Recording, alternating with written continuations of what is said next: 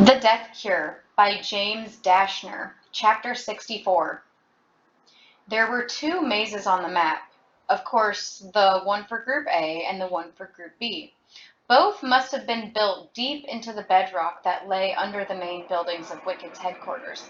Thomas couldn't tell which one he'd been directed to go to, but either way he was going back to the maze. With a sickening dread, he started running toward Chancellor Page's tunnel. He followed the map and ran down hallway after hallway until he got to a long set of stairs that descended into a basement. The path took him through empty rooms and then, finally, to a small door that opened to a tunnel. The tunnel was dark, but Thomas was relieved to see not completely black. Several uncovered light bulbs hung from the ceiling as he ran along the narrow corridor. After about 200 feet, he came to a ladder that had been marked on the map. He went up, and at the top there was a round metal door with a wheel handle that reminded him of the entrance to the map room in the glade. He spun the handle and pushed it with all his strength. A dim light came in as Thomas forced the door up, and as it flipped open on its hinges, a great gust of cold air blew him over. He heaved himself out and onto the ground next to a big rock in the barren, snow-covered land between the forest and Wicked headquarters. He carefully hefted the lid to the tunnel up and over to close it again, then crouched behind the stone. He didn't notice any movement, but the night was too dark to see very well.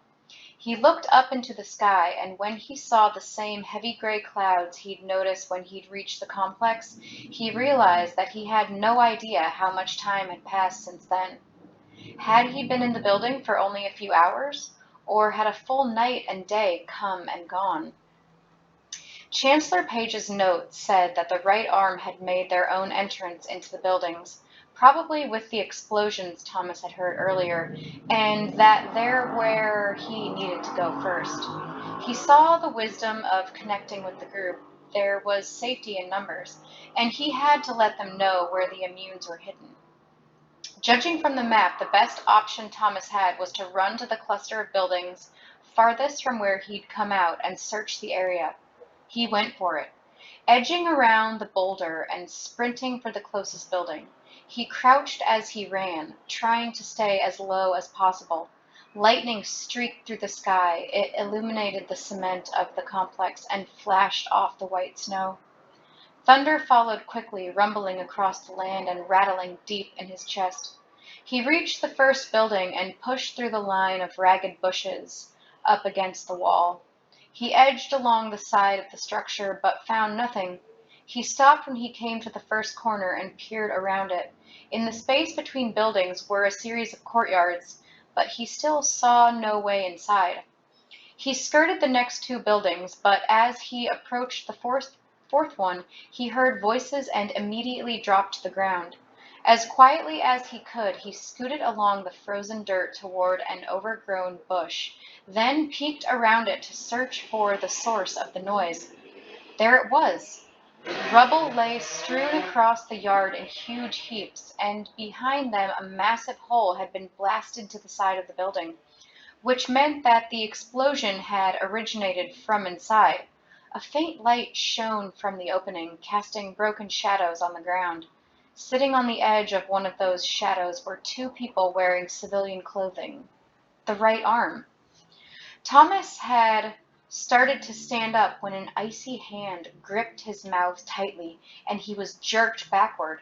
Another arm wrapped around his chest and pulled him, dragging him along the ground. His feet burrowed through the snow.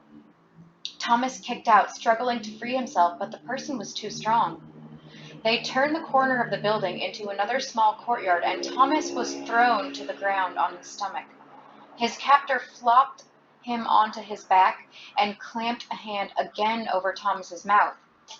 It was a man he didn't recognize. Another figure crouched over him as well. Jansen. "I'm very disappointed," the rat man said. "Look like not everyone in my organization is on the same team after all." Thomas could do nothing but struggle against the person pinning him to the ground. Jansen sighed. I guess we're going to have to do this the hard way.